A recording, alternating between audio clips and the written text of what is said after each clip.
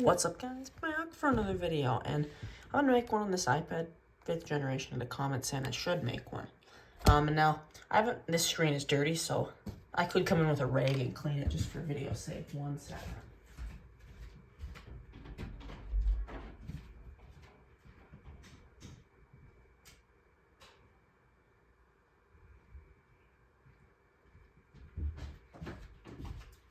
And the thing too I want to mention with these older devices while I'm making a video. Here, let me adjust my light to observing light here, just to get it kind of. Let's see, what can I do with it here? Is that a little better? Not really. It's kind of gonna have a little glare until I pick it up. Another thing with these older devices too, with the home buttons, is that you really want to avoid getting any water near the button. And newer devices, this isn't a problem. That's why the rating went up massively. But yeah, especially if the battery has been replaced. For example, my 6, the battery has been replaced.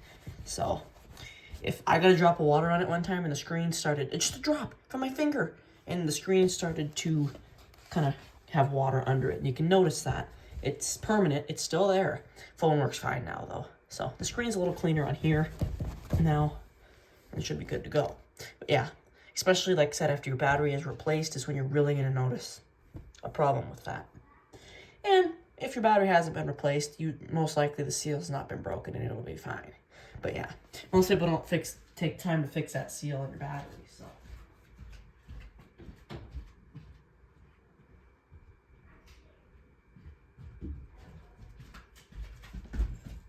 anyway, let's do a video on this. Now, I have a lot of things to say about this device. And there's been a reason I have not... This device hasn't been on since February. I charged the battery up, let it rest a bit. It's been doing a lot of tracking. It actually went a long way, just making tracking video and then gathering a lot of screenshots for that just to test how everything's working. So, yeah. Anyway, the battery health on this, remember the last video I made, is very great. And that's actually a reason Apple does not feature battery health and settings on the iPads. And now, Apple, I would not mind if you did bring this feature to iPads. I would not mind. It would be nice to have just to look. But Apple thinks that, hey, as you can see this, I turned it on yesterday to charge it up full bar because I did not use it till this video. So, but Apple, I mean, it would not be a bad thing to have on the iPads. And just kind of let you know, hey, here you are. Because they do degrade just like any other battery device.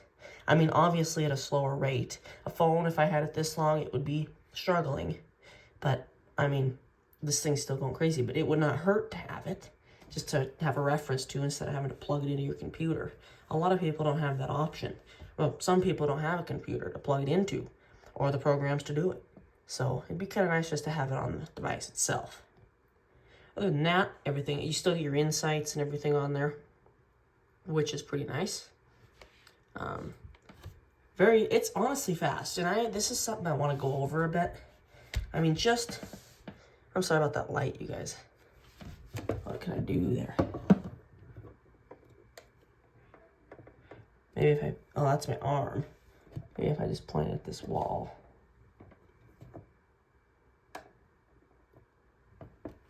It just kind of always sits there. Well, it's going to have to be. Oh, I just got to hold it. But the thing is about it is that this has actually the same, an older chip. The iPhone 7 is an A10 and this has an A9. And it's running iOS 17. And Apple does do it off the chips most of the time. The chips are what runs the software on the device, basically. So, they do it off that most of the time. However, this doesn't apply. This device is running iOS 16, smooth as can be. The 7 is not. And it has a newer chip. So, which does confuse me. As you can see, if I open Settings, General, and About here. 16.3, I probably do have an update available for 16.4 that I could download into this video just to see. I don't have much storage. I got to get some and install it tonight. If I look at how much I have, Yeah, I'm pretty full. So, yeah. But on iOS 16, it's just so fast. And it was fast since the first day I installed it. I mean, it's just crazy. It's impressive how these devices perform on this kind of software. I mean, it looks laggy on the video, but I have my iPhone 11 right now set to 25 frames per second recording. So, which is why that looks like that. However, it's not slow. This is a 30 or 50 or what is it? 60 hertz screen. Yeah, on this iPad. So, basically, you're looking at 25 frames per second, which is near what 25 hertz would be on a screen. But yeah, very fast, runs great. I can do a lot of tasks. Let's open up just a couple sites on here real quick. Let's go to apple.com. As you can see, the site loads pretty quick. That bar took a second to finish, but I can scroll through. Let's go to iPhone 14, since it has a lot of scroll, more than the Pros even, that have those little animations, which do take a minute to load, and it is laggy. But, I mean, it's still pretty smooth for an old device. But look, it's running this site perfectly. And I mean, yeah, a little laggy. And that'll even fix with a little time here, as you might notice later. But I mean, there's a lot of stuff for this processor to handle when moving. It's got to scroll this site down while moving this image and everything. Just everything right there. Just all these animations, and they're all programmed into the site. So you scroll up and go back down, it's going to happen again. This iPad has to know this and keep track of it. I mean, it's just insane. It's fast. And I mean, there's not much I can make a video about on this device, but except it's fast and it's impressive. Now, if you have a kid that wants an iPad or something, you got one of these things laying around, don't even think about getting a new one. I mean, unless you want to, but this thing is going to serve perfectly. This thing is fast. And I mean, my next video is going to be a speed test between this and my iPad 8. And you know the 8's going to win, and I could do one on my 7 too, but you know this 8's going to win. But the thing is, you're not going to notice unless it's you want, and you know how fast things can be, then you might not want it. But I don't notice this. And opening apps like my camera, Ring app, and stuff like that, you can notice some lag, some processor lag. But other than that, it is not that bad. It is fast. And that's just all there is about it. So, I can open calendar. There was a little glitch there. It opened weather. And as you can see, you get a little lag, but this thing's just fine. I don't know why I get this calendar spam, you guys, so I just need to turn off calendar in my settings and it'll fix it. It's not on my iPhone, just my iPad stuff. So, yeah, and as you see, these are all calendar spams, so just don't even, these are all calendar spams. These don't have anything to do with me. And this can simply be fixed. Also, if you want to know, I don't want to show my iCloud, but if you want to know how to fix this, usually you'll go into your, and this can suck if you do have stuff in iCloud, because then it'll delete them too, but I'm lucky not to. So if I go to iCloud, just go to your Apple ID, go to iCloud, I can't show it, hit show all, and this will match you, and see where there's calendars right here. Turn that off. When you do, it's going to say, you're going to click delete. It's going to take a sec.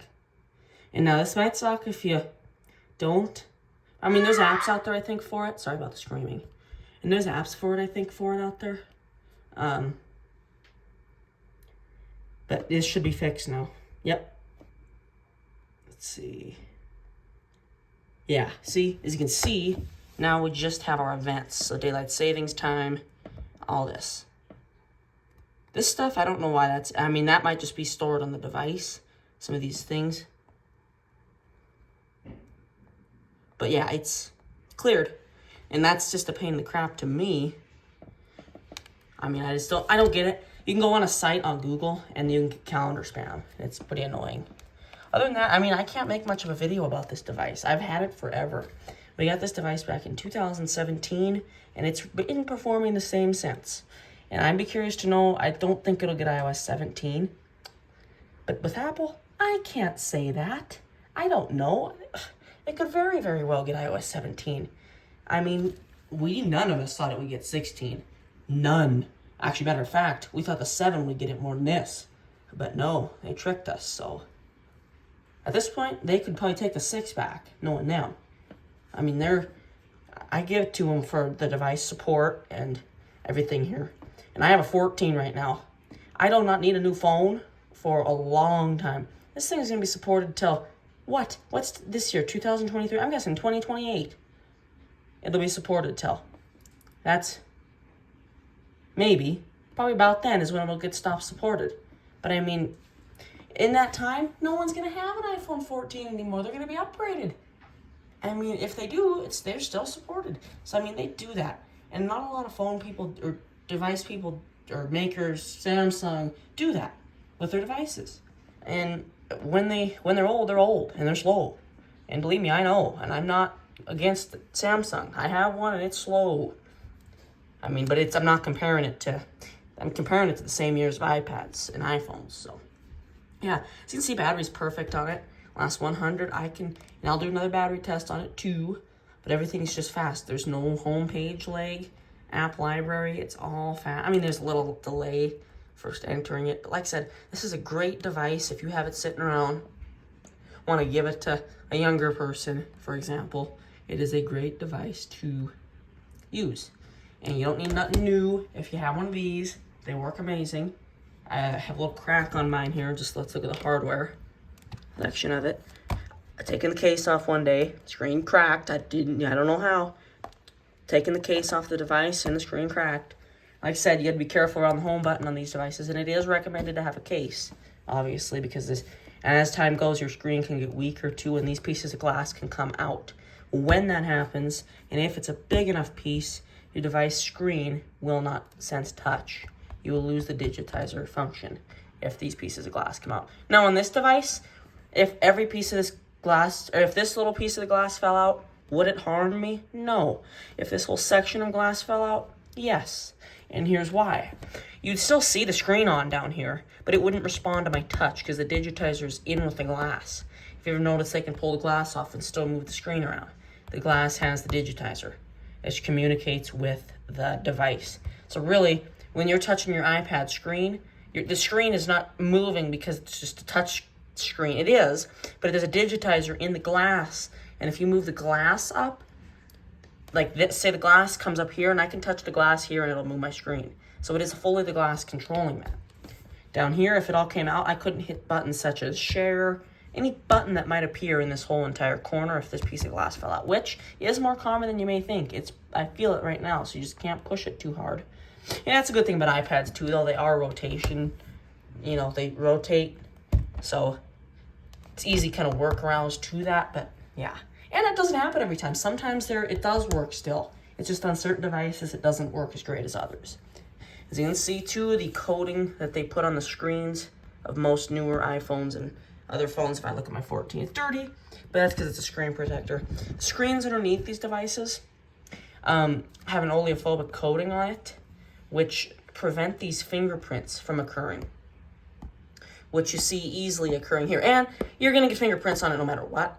But I can tell here that just because this use, and I mean after years and years and years and years and use, like I said, my sister used this device all the time for Roblox. And up here, you do not notice it as much as down here. And why is this? I mean, this is simply just because up down here, when she used it was just used a ton. She used to play Roblox more than she does nowadays on this device every day. Oh my god. And it was used all the time. And this is what that game is. So, I mean, it was just, in these areas, there's permanent marks when I go to wash it that don't wash out. The coating is just completely gone off the screen, except on the top portion where it's clipped less and screwed with. But even then, it's worn down. So your screen will get fingerprints, but come on, if you're giving your kid an iPad anyway, I mean, you're going to have food splattered all over it. With her, I mean, I had to take the case off and it's stuck. So yeah, just expect that. the coating isn't gonna work fully to your wants there. Another thing I wish they would add to the iPad, the iOS home screen, where you can click and edit that. Hold and edit. And that'd be kind of nice, I feel. So, yeah. That's about it for this video. Short video I want to make about it. It's got a couple comments, and there's not much I can make about it, but it's what it is. I can do a few tests on it coming up here, and we'll just see how that goes. Alright, you guys, next video.